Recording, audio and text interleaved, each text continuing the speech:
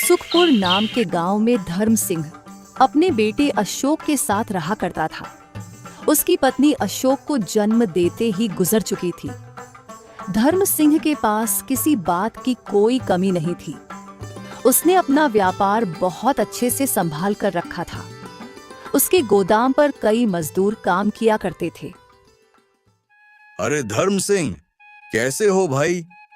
अरे आओ आओ प्रताप, बड़े दिनों बाद आए।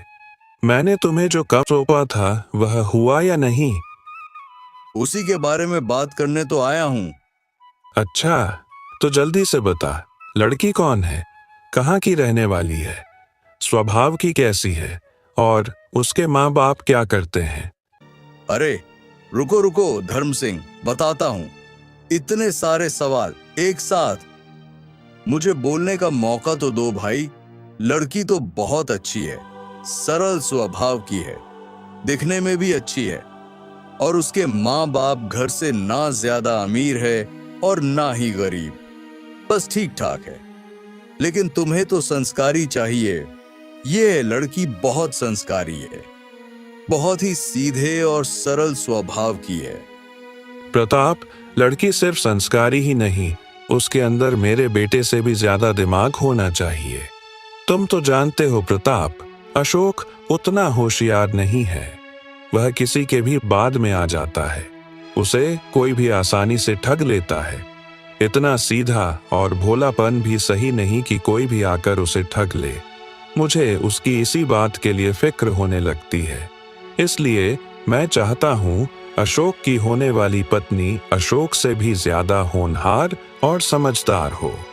अगर ऐसी लड़की अशोक के लिए मिल गई तो मुझे अशोक की चिंता करने की कोई जरूरत नहीं, क्योंकि मेरा क्या है प्रताप, मैं आज हूँ कल नहीं। दोनों बच्चों को एक दूसरे के सहारे ही जिंदगी बितानी है। मैं हमेशा तो अशोक के साथ नहीं रह सकता ना। अब हमारे बचे ही कितने दिन हैं। बस मैं अशोक के लिए निश्चिंत होकर मरना चाहता हूँ। इसलिए मुझे ऐसे ही लड़की चाहिए जैसा मैं कह रहा हूँ। अरे तुम चिंता क्यों करते हो धर्म सिंह? वह लड़की बिल्कुल वैसी है जैसा तुम कह रहे हो। बहुत गुणवान है और होशियार भी है। वह तुम्हारे घर को बहुत अच्छे से संभाल लेगी और तो और हमारे अशोक को भी संभाल लेगी। दिमाग में भी काफी तेज है। तुम किसी बात की कोई चिंता मत करो। बस तुम ये बोलो, लड़की देखने कब आ रहे हो? अब तुम इतना कह रहे हो तो लड़की ठीक ही होगी। तो ठीक है, हम जल्द से जल्द उसे देखना चाहेंगे। मैं अशोक से बात करता हूँ। तुम लड़की वालों को कह दो कि हम कल ही उनके घर लड़की देखने आएंगे। ये हुई ना बात। अच्छा भाई, ठीक है, मैं चलता हूँ और लड़की वालों को भी बता देता हूँ ताकि वह भी तैयारी में रहे। तुम अशोक से बात कर लो। मैं तो यही चाहता हूँ कि यह रिश्ता जल्द से जल्द हो जाए, क्योंकि लड़की वाले भी मेरे रिश्ते में ही लगते हैं। तो मैं उसे बिटिया को अच्छी तरह से जानता हूँ, बहुत ही अच्छी है। अब बाकी तुम्हारी मर्जी। तुम्हें सही लगे तो तुम रिश्ता कर ही लेना, ज्यादा मत सोचना। हाँ प्रताप, वह सब तो बाद में सोचेंगे। फिलहाल हमें एक बार लड़की से मिलना है, उसके बाद ही हम आगे का फैसला कर पाएंगे। हम अभी कुछ नहीं कह सकते। हाँ भाई, ठीक है, तुम बाद में फैसला ले लेना। मैं तो बस ऐसे ही कह रहा था कि लड़की में कोई कमी नहीं है। फिर भी जैसी तुम्हारी इच्छा। अब मैं चलता हूँ। धर्म सिंह अपने बेटे अशोक को बुलाकर कहता है, जी पिताजी, आपने बुलाया, कुछ काम था? हाँ अशोक, यहाँ आओ और हमारे पास बैठो। तुमसे बहुत जरूरी बात करनी है। दरअसल हमने तुम्हारे लिए लड़की देख रखी है। हम कल ही उसके घर जाएंगे। लेकिन पिताजी, यह कुछ जल्दी नहीं हो गया? अभी तो मेरी उम्र भी नहीं है। बेटा, जब हम तेरी उम्र के थे तब तू पैदा हो गया था और तुम कह रहे हो कि तुम्हारी उम्र नहीं है। बेटा, सही उम्र में शादी हो जाए तो ही अच्छा रहता है, और मैं चाहता हूँ कि मेरे रहते हुए तुम्हारी शादी हो जाए, बहू इस घर में आ जाए और सारे घर को संभाल ले। कोई और बात हो तो तुम बता सकते हो। क्या तुमने कोई और लड़की देख रखी है? नहीं पिताजी, ऐसी कोई बात नहीं है। मैं तो बस ऐसे ही कह रहा था। बाकी जैसा आपको ठीक लगे। मेरी बात ध्यान से सुनो बेटा। कल हम जब लड़की देखने जाएंगे तब तुम लड़की से अकेले में 3 सवाल करना। अगर वह लड़की तीनों सवाल के जवाब सही देती है तो ही हम उनके घर रिश्ता जोड़ेंगे, नहीं तो हम यह रिश्ता नहीं करेंगे। फिर चाहे वह लड़की कितनी भी अच्छी क्यों ना हो, कितनी भी संस्कारी क्यों ना हो, फिर भी हम यह रिश्ता नहीं करेंगे। ऐसा क्यों पिताजी? और मैं कौन से 3 सवाल करूं? वह सवाल मैं तुम्हें बाद में बता दूंगा। और हाँ, अगर वह लड़की तीनों सवालों के जवाब सही से दे पाए तो ही तुम शादी के लिए हाँ करोगे, नहीं तो तुम मना कर देना। अगर वह लड़की कुछ भी ना बोल पाए तो समझ जाना वह तुम्हारे लायक नहीं है। लेकिन पिताजी, सवाल जवाब से इस बात का पता लगाना कि वह मेरे लायक है भी या नहीं, ये कैसे संभव है? एक समझदार लड़की ही उन सवालों के जवाब दे सकती है। हर कोई उस सवाल का जवाब नहीं दे सकता, और मुझे तुम्हारे लिए ऐसे ही लड़की चाहिए जो उन सवालों का जवाब दे पाए। बेटा, मैंने दुनिया देखी है, मैं तुम्हें अच्छी तरह से जानता हूँ। मुझे तुम्हारे लिए ऐसे ही लड़की की जरूरत है जो इतनी समझदार हो। जो लड़की उन सवालों के जवाब दे पाएगी वह तुम्हें भी बहुत अच्छे से संभाल पाएगी। और तो और, तुम उस लड़की पर आंख मूंद कर भरोसा कर पाओगे। यह मैं तुम्हारे भले के लिए कर रहा हूं। तुम्हें मुझ पर भरोसा तो है ना? पिताजी, आप कैसी बातें कर रहे हैं? आप मेरे लिए सब कुछ हो। मुझे आप पर पूरा भरोसा है। जैसा आप कहोगे मैं वैसा ही करूँगा। मैं उस लड़की से आपके 3 सवाल ज़रूर पूछूंगा, और मैं वादा करता हूँ पिताजी, और ईमानदारी से कह रहा हूँ, अगर वह लड़की सवालों के जवाब ना दे पाई तो मैं ये शादी नहीं करूँगा। बहुत अच्छे बेटा, मुझे तुमसे यही उम्मीद थी। ठीक है, तो हम कल चलते हैं। अगले दिन धर्म सिंह अशोक को लेकर लड़की वालों के यहाँ जाता है। भाई साहब, आपकी बिटिया तो हमें पसंद है, लेकिन हम चाहते हैं कि लड़का और लड़की को एक बार अकेले में बात करने दिया जाए, ताकि आगे कोई दिक्कत ना हो। क्योंकि भाई साहब, ऐसी बहुत सी बातें होती हैं जो बड़ों के सामने नहीं की जाती। हम चाहते हैं यह दोनों आपस में थोड़ी जान पहचान बढ़ा ले और आपस में बात कर ले, तभी हम आगे की बात कर पाएंगे। माफ करना भाई साहब, लेकिन हमारे यहाँ ये रिवाज नहीं है। शादी से पहले हम हमारी लड़की को किसी लड़के के साथ अकेले में बात करने कैसे दे सकते हैं? हमारे लोग क्या कहेंगे? आप किस जमाने में जी रहे हो भाई साहब? आजकल तो यह सब चलता है, और आजकल आप देख नहीं रहे कि जमाने में क्या हो रहा है। इससे अच्छा दोनों को आपस में बात करने कर लेने दीजिए, ताकि सारी बातें साफ रहे और आगे बात करने में आसानी हो। मैं नहीं चाहता कि कोई ऐसी बात रह जाए जिसकी वजह से हमें शादी में दिक्कत आए, या फिर शादी के बाद दिक्कत आ जाए। अगर फिर भी आपको एतराज है तो रहने दीजिए। नहीं नहीं भाई साहब, कहीं ना कहीं आप भी सच कह रहे हैं। मैं आपकी बात से सहमत हूँ। ठीक है, ये दोनों आपस में बात कर सकते हैं। बेटी सुषमा, जाओ। फिर सुषमा और अशोक बाहर आ जाते हैं। सुषमा कुछ बोल नहीं पाती। अशोक मन ही मन सोचता है। क्या करूं? कहां से शुरू करूं? क्या पूछूं? पिताजी ने जो कहा था वही सवाल पूछ लूं क्या? एक काम करता हूं, वही 3 सवाल पूछ लेता हूं। अगर उनके सही जवाब मिले तो ही आगे बात करूंगा, नहीं तो नहीं। सुनो, मैं तुमसे कुछ सब पूछना चाहता हूं। क्या तुम मेरे सवाल का जवाब दोगी? हाँ पूछिए ना, क्या पूछना चाहते हैं? मेरे 3 सवाल हैं। उसमें से पहला है, वह कौन सी चीज़ है जो कम होकर भी भारी होती है और ज़्यादा होकर भी हल्की रह जाती है? और मेरा दूसरा सवाल, कौन सी जीत हार से भी बड़ी होती है? और मेरा तीसरा सवाल, वह कौन सा हिसाब है जो जोड़ने पर बढ़ता नहीं लेकिन तोड़ने पर ख़त्म हो जाता है? तीनों सवाल सुनकर सुषमा का सिर घूम जाता है। वह बोलती है, ऐसे सवाल तो मैंने आज तक नहीं सुने। मेरी कुछ समझ नहीं आ रहा। आप मुझसे ऐसे सवाल क्यों पूछ रहे हैं? कुछ और पूछिए ना। इन पहेलियों के जवाब तो मेरे दिमाग से बाहर है। मैं इनका जवाब नहीं बता पाऊंगी। मेरे पास यही 3 सवाल है। अगर तुम्हें जवाब पता हो तो बता दो। मैं और कुछ नहीं पूछना चाहता, बस मेरी यही सवाल है। जी माफ करना, लेकिन मेरे पास इन तीनों सवालों का कोई जवाब नहीं। अशोक उदास हो जाता है और मन ही मन सोचता है। मुझे लगा यह बहुत समझदार है, इसे सारे सवालों के जवाब आते होंगे, लेकिन मैं गलत था। इसलिए तो मेरे एक भी सवाल का जवाब नहीं दिया। इसका मतलब पिताजी के अनुसार यह लड़की मेरे लिए सही नहीं है। वैसे लड़की तो मुझे पसंद है, लेकिन मैं मेरे पिताजी की आज्ञा के खिलाफ नहीं जा सकता। मुझसे ज़्यादा अनुभव उन्हें है। वह मेरा भला ही चाहेंगे। एक काम करता पिताजी को ये बात बता देता हूँ। अच्छा ठीक है, कोई बात नहीं, चलो हम चलते हैं।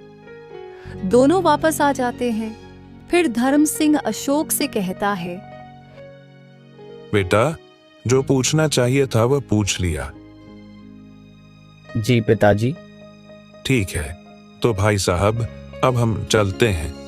हम आपको 1-2 दिन में हमारा फैसला बता देंगे। जी भाई साहब, जैसी आपकी मर्जी। ऐसा कहकर धर्म सिंह और अशोक वहां से घर आ जाते हैं। धर्म सिंह अशोक से पूछता है तो अशोक बताता है, हाँ पिताजी, मैंने वही 3 सवाल उस लड़की से पूछे थे, लेकिन पिताजी जवाब देना तो छोड़ो, उस लड़की को मेरे सवाल ही समझ में नहीं आए। वह मेरे सवालों का जवाब नहीं दे पाई। कोई बात नहीं बेटा, हमें ऐसी लड़की जरूर मिलेगी जो इन 3 सवालों का जवाब दे पाए। यह लड़की नहीं दे पाई तो क्या हुआ? दुनिया में लड़कियों की कमी नहीं है, लेकिन हम तुम्हारे लिए ऐसे ही लड़की चुनेंगे जो वाकई में समझदार हो और इन सारे सवालों का जवाब दे पाए, क्योंकि ऐसे ही लड़की तुम्हारा जिंदगी भर साथ देगी। ठीक है पिताजी। धर्म सिंह उस रिश्ते के लिए मना कर देता है। दिन गुजरते चले जाते हैं। अशोक के लिए और एक रिश्ता देखा जाता है और पहले रिश्ते की तरह अशोक उस लड़की से यही 3 सवाल पूछता है, लेकिन यह लड़की भी उस सवाल का जवाब नहीं दे पाती। देखते देखते ऐसे बहुत से रिश्ते हो जाते हैं। धर्म सिंह चिंता में पड़ जाता है। उम्र हो जाने के कारण उसकी तबीयत डगमगाने लगती है। पिताजी, आप इतनी चिंता क्यों करते हो? मैंने कहा ना, मुझे शादी की कोई जल्दी नहीं है। चिंता के मारे देखो अपने हालात क्या कर ली है। पिताजी, आज न कल हमें ऐसी लड़की मिल ही जाएगी। ऐसा आप ही कहते थे ना, अब देखो आप ही हिम्मत हार रहे हो। मुझे तो कोई जल्दी नहीं है, आप भी चिंता मत कीजिए। हाँ बेटे, तुम सही कह रहे हो। और हाँ बेटे, हमें व्यापार के सिलसिले में शहर जाना था। शहर में हमारा एक दोस्त है, उसे पैसे देने हैं। अरे पिताजी, मेरे रहते हुए आप चिंता क्यों करते हो? आपकी जगह मैं चला जाता हूँ। नहीं बेटे, तुम आज तक कभी इस गांव से बाहर नहीं गए हो, तुम नहीं कर पाओगे। आप ऐसा क्यों कहते हो पिताजी? भले ही मैं आज तक बाहर नहीं गया, लेकिन आप मुझे एक मौका तो दीजिए कि मैं बाहर निकल पाऊं और कुछ कर दिखाऊं। पिताजी, मैं आज तक शहर नहीं गया। मुझे भी देखना है कि शहर कैसा है। मैं वहां जाना चाहता हूं पिताजी, और मैं आपकी दोस्त से मिलकर उन्हें पैसे भी दे दूंगा। अशोक जिद करने लगता है तो धर्म सिंह मान जाता है और अशोक को पैसों की एक बैग देकर शहर के लिए भेज देता है। रास्ते में अशोक को कुछ चोर मिल जाते हैं। ए लड़के, चुपचाप यह बैग हमें दे दो। कौन हो तुम लोग? और यह बैग मेरा है, मैं तुम्हें क्यों दूं? तुम्हें दिखाई नहीं देता? हम चोर हैं। चुपचाप यह बैग हमारे हवाले कर दो, वरना हम तुम्हें यही जान से मार देंगे। अगर अपनी जान बचाना चाहते हो तो सीधी तरीके से बैग दे दो। नहीं, मैं तुम्हें नहीं दूंगा। तुम कुछ भी कर लो, मुझसे यह बैग नहीं ले पाओगे। अच्छा, तो तू ऐसे नहीं मानेगा। चोर और अशोक के बीच हाथापाई होने लगती है और वह चोर लोग अशोक को बहुत मारते हैं और उसके बाद उससे वह बैग छीनकर वहां से भाग जाते हैं। अशोक वहीं बेहोश पड़ा होता है। फिर दूसरे दिन अशोक को जब होश आता है तो वह एक घर में होता है।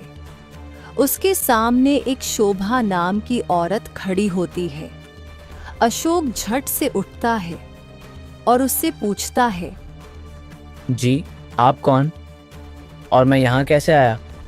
बेटा, तुम जंगल के रास्ते में बेहोश पड़े थे। तुम्हें बहुत चोट भी लगी थी। मेरी बेटी तुम्हें यहाँ लेकर आई है। अब तुम्हारी तबीयत कैसी है? हाँ, वह मुझे याद आया। मैं शहर जा रहा था, तभी रास्ते में मुझे कुछ चोर मिल गए। उनसे मेरे हाथापाई हो गई थी। शायद इसी वजह से मैं बेहोश हो गया था। आपका बहुत बहुत शुक्रिया जो आपने मेरी जान बचाई। नहीं तो पता नहीं जंगल में रात गए मेरा क्या होता। वो लोग मेरी बैग लेकर भी भाग गए। उसमें बहुत सारे पैसे थे। कोई बात नहीं बेटा, जान है तो जहान है। वैसे पैसे तो और कम लोगे। अगर तुम्हारी जान चली जाती तो फिर लौट कर नहीं आती। उन पैसों के बारे में सोचना छोड़ दो। शुक्र मनाओ कि तुम जिंदा हो। वैसे बेटा, तुम कहाँ के रहने वाले हो? तुम्हारा घर कहाँ है? जी चाची, वह मैं सुखपुर का रहने वाला हूँ। मेरे पिताजी बहुत बड़े व्यापारी हैं। मैं व्यापार के सिलसिले में ही शहर जा रहा था, लेकिन अब शहर जाने का कोई सवाल ही नहीं आता। जिस काम से जा रहा था वह तो हो नहीं पाया।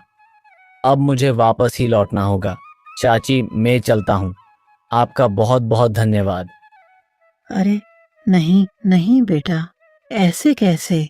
तुम्हें चोट लगी है और तुम्हारी तबीयत भी ठीक नहीं है। रास्ते में तुम्हें चक्कर आ सकते हैं। उससे अच्छा तुम थोड़ी देर यहीं रुको। मेरी बेटी खाना बना रही है। तुम खाना खा लो, फिर तुम्हें अच्छा लगेगा। जी ठीक है चाची, वैसे मुझे भूख भी बहुत लगी है। शोभा अपनी बेटी कुसुम को आवाज देती है। बेटी कुसुम, खाना हो गया हो तो जल्दी से लगा दो। जी अम्मा, बस हो ही गया, अभी लाई।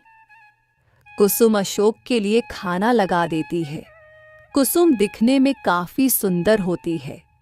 अशोक उसे देखता ही रह जाता है। फिर अशोक खाना खाने लगता है और थोड़ी देर वही लेटकर आराम करता है। फिर शोभा जाकर अशोक से पूछती है, बेटा, तुम्हें खाना पसंद तो आया ना? मेरी बेटी ने अपने हाथों से बनाया था। जी चाची, खाना तो बहुत बढ़िया था। मैंने बहुत दिनों बाद ऐसा खाना खाया है। मेरा तो पेट ही भर गया। मेरी बेटी खाना ही ऐसा बनाते हैं कि खाने वाले उंगलियां चाटते रह जाए। मेरी बेटी कुसुम बहुत ही गुणवान है। जी चाची, आपने सही कहा। वैसे चाची, आप दोनों यहाँ अकेले रहती हो? कुसुम के पिताजी कहाँ हैं और क्या काम करते हैं?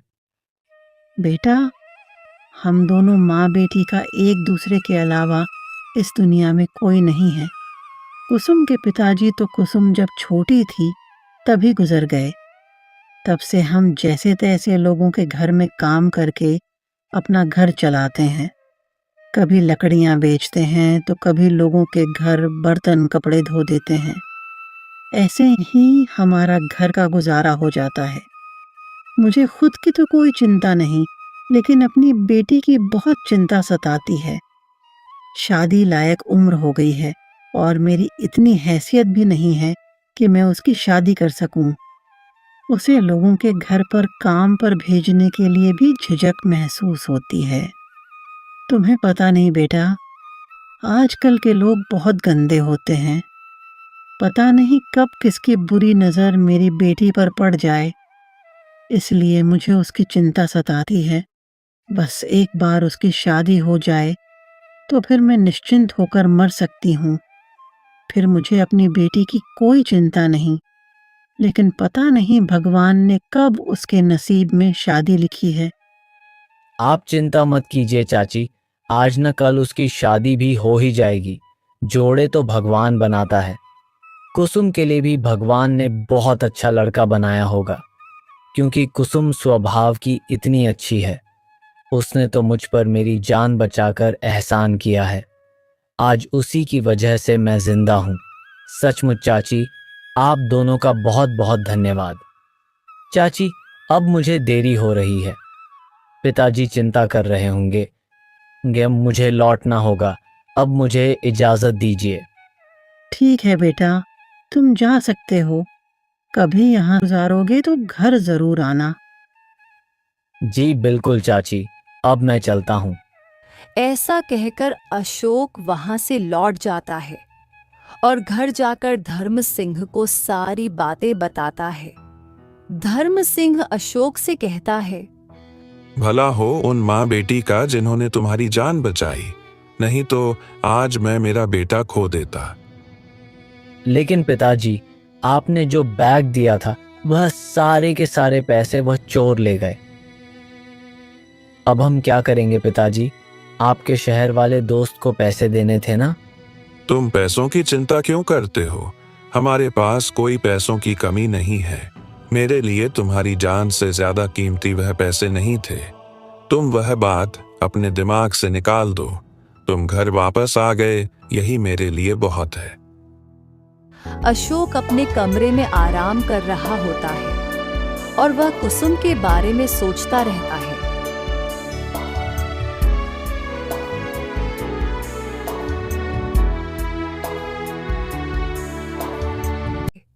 कुछ दिन ऐसे ही गुजर जाते हैं। एक दिन अशोक बाजार की ओर जा रहा होता है, तभी उसे वही लड़की कुसुम मिलती है। अशोक उसे देख बहुत खुश हो जाता है और उसे जाकर बोलता है, अरे कुसुम, तुम यहाँ? कैसी हो? मैं तो ठीक हूँ। आप कैसे ऐसे हैं? अब आपकी तबीयत तो ठीक है ना? हाँ, मैं तो बिल्कुल ठीक हूँ। और बताओ, यहाँ कैसे आना हुआ? कुछ काम था? हाँ, वो मैं बाजार आई थी, कुछ सब्जियों खरीदनी थी। माँ की तबीयत ठीक नहीं है, नहीं तो बाजार में माँ ही आती है। चाची को क्या हुआ? तबीयत ज्यादा खराब है क्या? अब उनकी उम्र भी तो हो चली है ना, उसकी वजह से उनकी तबीयत ठीक नहीं रहती।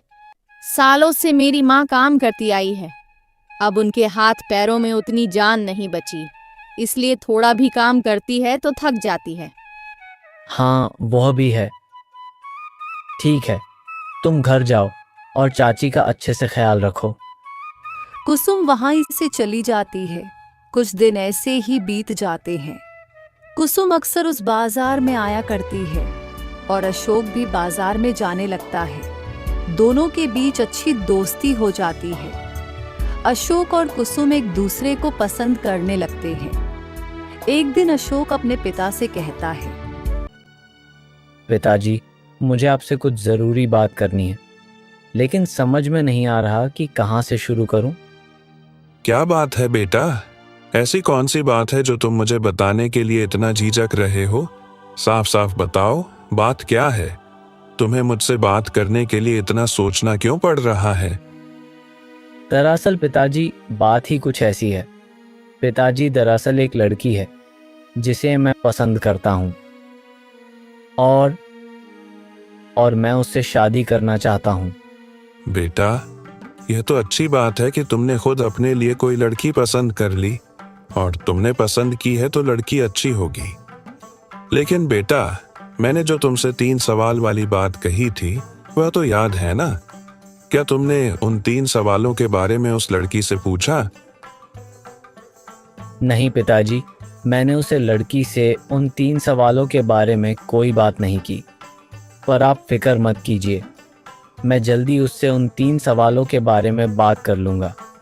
ऐसे ही कुछ दिन बीत जाते हैं और एक दिन अशोक कुसुम से बाजार में एक मिलता है और उससे 3 सवाल के बारे में पूछता है और फिर घर जाकर धर्म सिंह से कहता है, पिताजी, जैसा कि आपने कहा था, मैंने कुसुम से उन 3 सवालों के जवाब पूछे और पिताजी, उसने उन सारे सवालों के सही सही जवाब दिए हैं। क्या बात कर रहे हो बेटा? यह तो बहुत अच्छी बात है। इसका मतलब आखिरकार मेरी तलाश पूरी हुई। मैंने तुम्हारे लिए जिस लड़की की तलाश कर रहा था वह कुसुम ही थी। आज तूने यह बताकर मेरा दिल खुश कर दिया। अब मुझे किसी बात की चिंता करने की कोई जरूरत ही नहीं। मैं तुम्हारे लिए बहुत खुश हूँ बेटा। लेकिन पिताजी, कुसुम हैसियत में हमारे बराबर की नहीं है। आपको इस बात से कोई एतराज तो नहीं है ना? दरअसल कुसुम अपनी माँ के साथ एक छोटे से घर में रहती है। उन दोनों का एक दूसरे के अलावा कोई नहीं है। वे दोनों बहुत ही गरीब हैं। बेटा, अमीर गरीब से कोई फर्क नहीं पड़ता। अगर अमीरी गरीबी से मुझे फर्क पड़ता तो तुम्हारे लिए तो मैंने एक से बढ़कर एक रिश्ते देखे थे, लेकिन मैंने उन रिश्तों को नकार दिया। मुझे बस एक ऐसी लड़की चाहिए थी जो जिंदगी पर तुम्हारा साथ दे सके, इसलिए मैंने वह शर्त रखी थी। बेटा, वैसे कुसुम ने उन 3 सवालों का क्या जवाब दिया? पिताजी, क्या आपको मुझ पर यकीन नहीं? ऐसा क्यों बोल रहे हो बेटा? क्योंकि पिताजी, मैं सच कह रहा हूँ।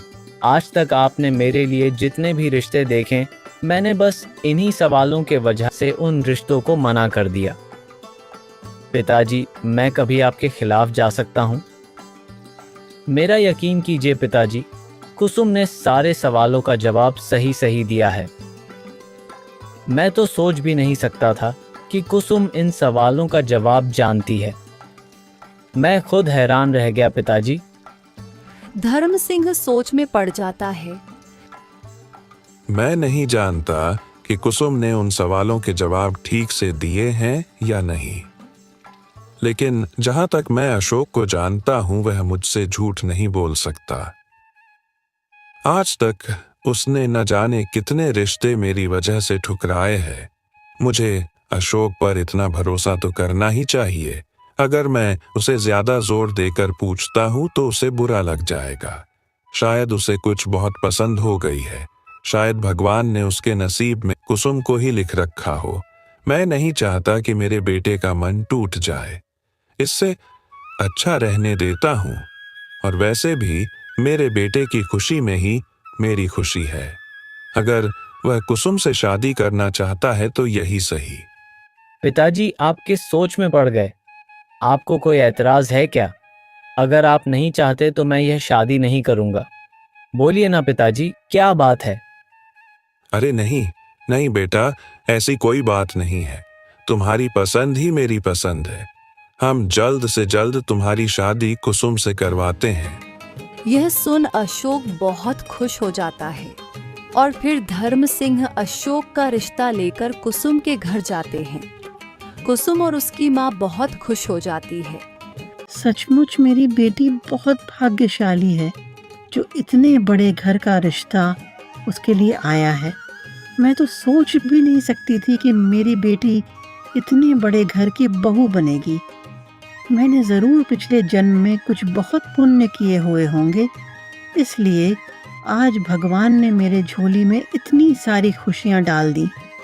मुझे तो यकीन ही नहीं हो रहा। ये सपना नहीं सच है समधन जी। हम जल्द से जल्द इन दोनों की शादी करवाना चाहते हैं। और हाँ समधन जी, शादी को लेकर आपको चिंता करने की कोई जरूरत नहीं। शादी का सारा खर्च हम उठाएंगे। बस आप अपनी बेटी हमारे बेटे के लिए दे दीजिए। फिर कुसुम और अशोक की शादी हो जाती है। कुसुम अशोक के घर आ जाती है। दोनों खुशी खुशी रहने लगते हैं। कुछ दिन ऐसे ही बीत जाते हैं। धर्म सिंह की तबीयत बहुत खराब होने लगती है। उसका इलाज चलता है, लेकिन उसकी तबीयत में कोई सुधार नहीं हो पाता। एक दिन धर्म सिंह कुसुम से कहता है, बेटा कुसुम, मुझे तुम एक बहुत जरूरी बात बतानी है जो मैंने आज तक अशोक को नहीं बताई। बेटी, मेरा बेटा बहुत भोला है, किसी की भी बात में आ जाता है। उसे बुरे लोगों की पहचान नहीं है, लेकिन मुझे तुम पर पूरा यकीन है कि तुम मेरे बेटे को अच्छी तरह से संभाल सकोगी और मेरे कारोबार को भी। इसलिए यह राज मैं सिर्फ तुम्हें बताने जा रहा हूँ। तुम चलो मेरे साथ, मैं तुम्हें कुछ दिखाता हूँ। धर्म सिंह कुसुम को एक कमरे में लेकर जाता है। वहां एक बहुत बड़ा पुराना संदूक होता है। धर्म सिंह उसे खोलकर कुसुम को दिखाता है तो उसमें ढेर सारे सोने के सिक्के होते हैं। यह सब देख कुसुम की आंखें फटी की फटी रह जाती है। धर्म सिंह कुसुम से कहता है, बेटी, ये सिक्के मैंने अपने बेटे के लिए सुरक्षित रखे हैं। अगर कभी जीवन में ऐसा समय आए कि मेरे बेटे को इसकी जरूरत पड़े, उसी दिन तुम इस बात का जिक्र करना। तब तक यह बात अपने तक ही रखना। याद रहे बेटी, तब तक यह बात अशोक को पता नहीं चलनी चाहिए। जी पिताजी, आप निश्चिंत रहिए। आपने मुझ पर इतना बड़ा विश्वास किया है। मैं आपके भरोसे को कभी नहीं तोड़ूंगी। मैं आपसे वादा करती हूँ, मैं इस बारे में इनसे कुछ नहीं कहूंगी। मुझे तुमसे यही उम्मीद थी बेटा। जब मेरे बेटे को वाकई में इसकी जरूरत पड़े, तुम उसी दिन उसे बताना। फिर कुछ दिन ऐसे ही बीत जाते हैं और फिर एक दिन धर्म सिंह की तबीयत ज्यादा खराब हो जाने की वजह से वह इस दुनिया को छोड़ देता है। अशोक अपने पिता के लिए बहुत रोता है, लेकिन कुसुम उसे बहुत संभालती है। कुछ दिन ऐसे ही बीत जाते हैं। अब कुसुम के तेवर बदलने लगते हैं। वह अशोक से अपने लिए महंगी महंगी चीज मंगवाती है और खुद भी शहर के बड़े बड़े बाजारों में जाकर बहुत खर्चा करने लगती है। अशोक को अपनी मीठी मीठी बातों में फंसाकर कुसुम अपने माँ के लिए भी एक बड़ा सा घर बनवा लेती है। धीरे धीरे कर अशोक कंगाल होने लगता है।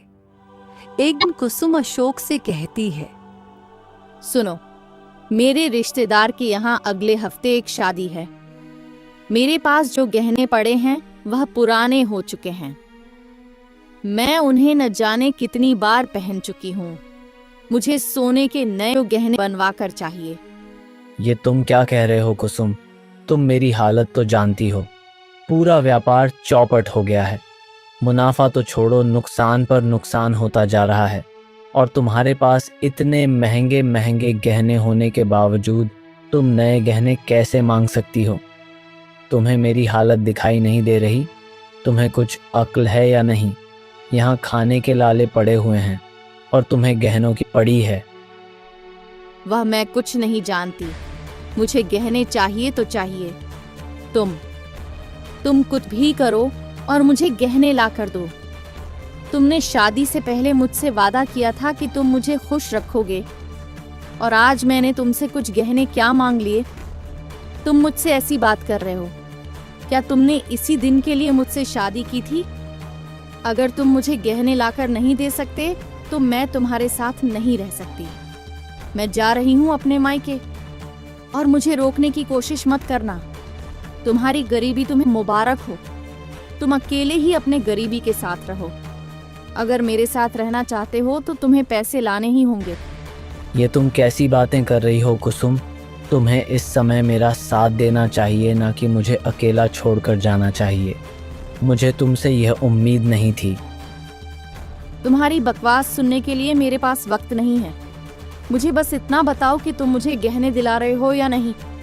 बकवास मैं कर रहा हूँ या तुम कर रही हो? मैंने तुम्हें कहा ना, मेरे पास खाने तक को पैसे नहीं हैं। और तुम्हें शर्म नहीं आती? तुम सोने के गहने मांग रही हो। शायद मुझसे बहुत बड़ी गलती हो गई जो मैंने तुमसे शादी कर ली। मुझे लगा तुम एक नेक दिल और समझदार लड़की हो, लेकिन मुझे आज पता चला कि तुम किस किस्म की लड़की हो। मैंने तुम्हारे लिए अपने पिताजी से झूठ बोला कि तुमने मेरे तीनों सवालों का जवाब दिया है, जबकि तुमने मेरे एक सवाल का भी जवाब नहीं दिया था। शायद तुम मेरे लायक थी ही नहीं। मैंने तुमसे शादी करके बहुत बड़ी गलती की है।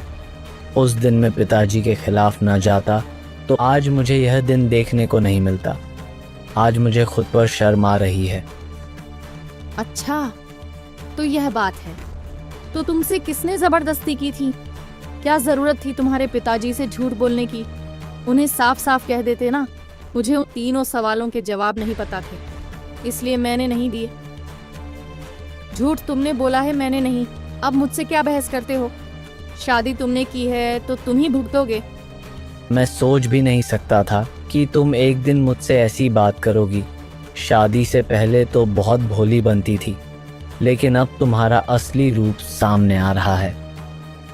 ठीक है, तुम्हें अपने मायके जाना है ना, तो जाओ। मेरे साथ रहने की कोई ज़रूरत नहीं है। मैंने गलती की है तो मैं ही भुगतूंगा। ठीक है, मैं जा रही हूँ।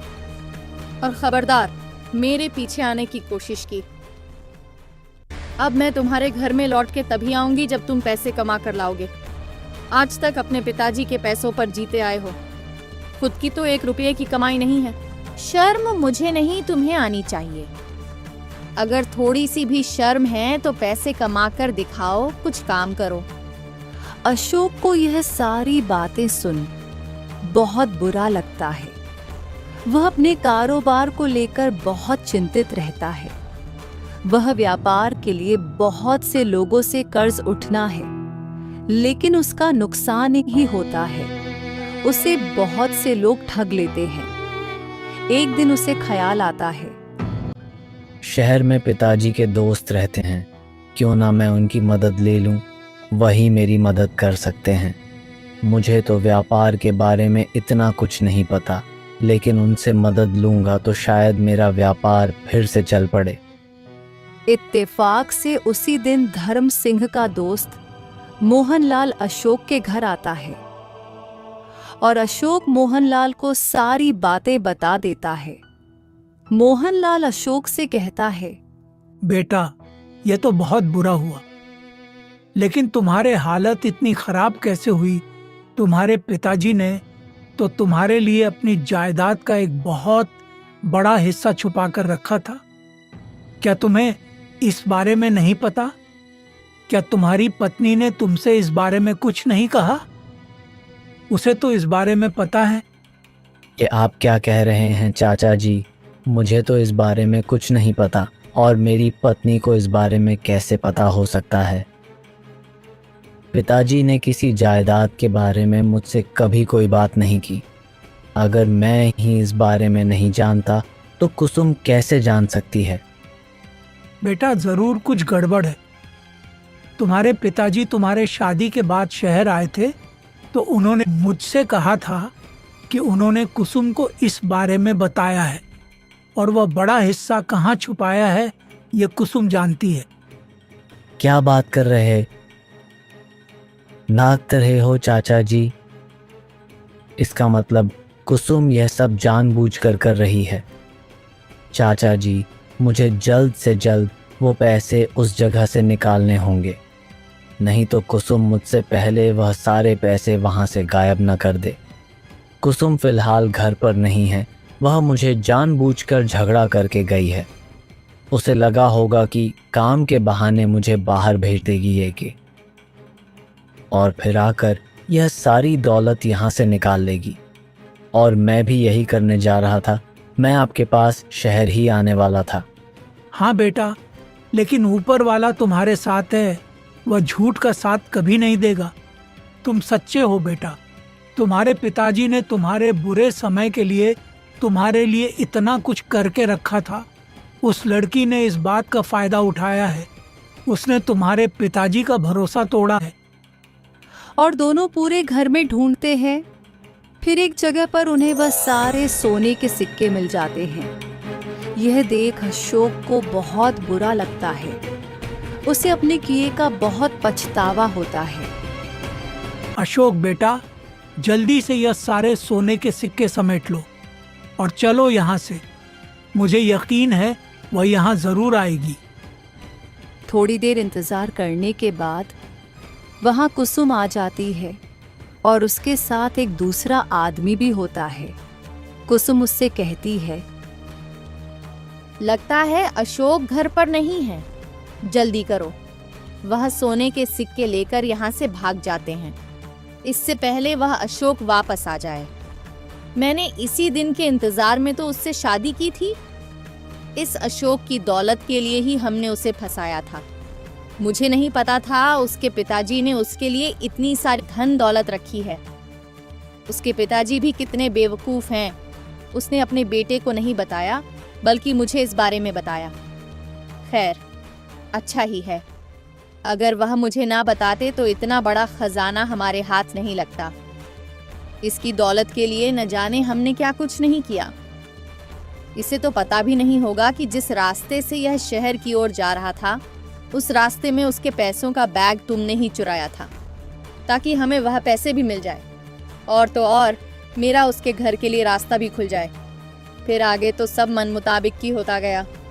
सारी बातें सुन अशोक के पैरों तले जमीन खिसक जाती है। वह दोनों उस जगह सोने के सिक्के ढूंढते हैं, लेकिन वहां कुछ नहीं होता। तो वह आदमी बोलता है, ये क्या है कुसुम? यहाँ तो कुछ भी नहीं है। तुम तो कह रही थी बहुत सारे सोने के सिक्के हैं। अरे यही थे, मुझे नहीं पता कहाँ गए। मैं भी यही सोच रही हूँ, आखिर सोने के सिक्के जा कहाँ सकते हैं। झूठी मक्कार कहीं की। तुमने जानबूझकर मुझे यहाँ बुलाया है। तुम जरूर मेरे खिलाफ कोई साजिश कर रहे हो। जब तुम्हें मुझे सोने के सिक्के देने ही नहीं थे तो तुमने मुझे यहाँ क्यों बुलाया? मैं अपनी जान जोखिम में डालकर यहाँ आया हूँ। कोई तुम मुझे धोखा तो नहीं दे रही ना? अरे ऐसी कोई बात नहीं है। मैं खुद नहीं जानती कि वह सोने के सिक्के कहाँ गए। मेरा यकीन करो, सोने के सिक्के यही थे। वह दोनों आपस में लड़ पड़ते हैं। उन दोनों की यह सारी बातें सुनकर अशोक के होश उड़ जाते हैं। बेटा, तुम्हारा आप यहाँ रुकना सही नहीं। तुम चलो मेरे साथ।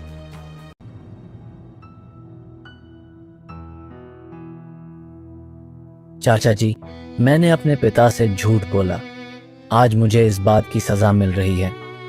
मोहनलाल, बेटा, अब जो हो गया सो हो गया। अब तुम उसके बारे में मत सोचो। तुम अपने आने वाले जिंदगी के बारे में सोचो। अगर तुम ही बारे में सोचते रहोगे तो कभी आगे नहीं बढ़ पाओगे। दोनों बात कर ही रहे होते हैं, तभी वहां पर मोहनलाल की बेटी रोशनी आ जाती है। पिताजी, आप कहाँ चले गए थे? मैं कितनी देर से आपका इंतजार कर रही थी। बेटी, तुम घर कब आई? तुम तो परसों आने वाली थी ना, तो फिर आज कैसे? अब चाची की तबीयत ठीक है, इसलिए मैं आज ही आ गई। अच्छा, ये बात है। बेटा अशोक, ये मेरी बेटी रोशनी है। अपने चाचा के घर गई थी। दरअसल इसकी चाची की तबीयत बहुत खराब थी और उनकी कोई संतान भी नहीं है और ना ही कोई ख्याल रखने वाला है। तो रोशनी कुछ दिनों के लिए वहां चली गई थी। वैसे पिताजी, यह कौन है और क्या बात है? आप दोनों बहुत परेशान भी लग रहे हो। अशोक रोशनी को सारी बातें बताता है। सचमुच तुम्हारे साथ तो बहुत बुरा हुआ है। तुम्हें ऐसी लड़की पर भरोसा करना ही नहीं चाहिए था। वैसे क्या मैं जान सकती हूँ वह 3 सवाल क्या थे? हाँ बिल्कुल। पहला सवाल है, वह कौन सी चीज़ है जो कम होकर भी भारी होता है और ज़्यादा होकर भी हल्का हो जाता है? इतनी सी बात, यह तो बहुत आसान सवाल है। वह चीज है ईमानदारी से कमाया हुआ पैसा और एक तरफ बेईमानी से कमाया हुआ पैसा। जब ईमानदारी से कमाया हुआ पैसा कम भी हो फिर भी उसकी कीमत बढ़ जाती है, और बेईमानी से कमाया हुआ धन चाहे जितना भी ज्यादा हो वह हमेशा ईमानदारी की कमाई के आगे हल्का ही रहता है। अशोक यह बात सुन सर रह जाता है और फिर दूसरा सवाल पूछता है। और मेरा दूसरा सवाल, कौन सी जीत हार से भी बड़ी होती है? वो जो ईमानदारी से मिली हो। ईमानदारी से मिलने वाली हार जीत के समान ही होती है। और मेरा तीसरा सवाल, वह कौन सा हिसाब है जो जोड़ने पर बढ़ता नहीं लेकिन तोड़ने पर खत्म हो जाता है? वह है भरोसा, जो जोड़ने पर बढ़ता तो नहीं लेकिन तोड़ने पर खत्म जरूर हो जाता है। ये सारी बातें सुन मोहनलाल और अशोक दंग रह जाते हैं। अशोक रोशनी की तरफ देखा ही रह जाता है। मोहनलाल के मन में ख्याल आता है। वह अशोक से कहता है, बेटा, मेरे ख्याल से तुम्हारे पिताजी रोशनी की ही तलाश में थे और तुम रोशनी को अपनाना चाहते हो तो मुझे कोई आपत्ति नहीं है। वैसे भी मैं इसकी शादी के लिए लड़का देख ही रहा था और तुम तो घर के ही हो। मुझे तुम्हारे बारे में किसी से कुछ पता लगाने की कोई जरूरत नहीं।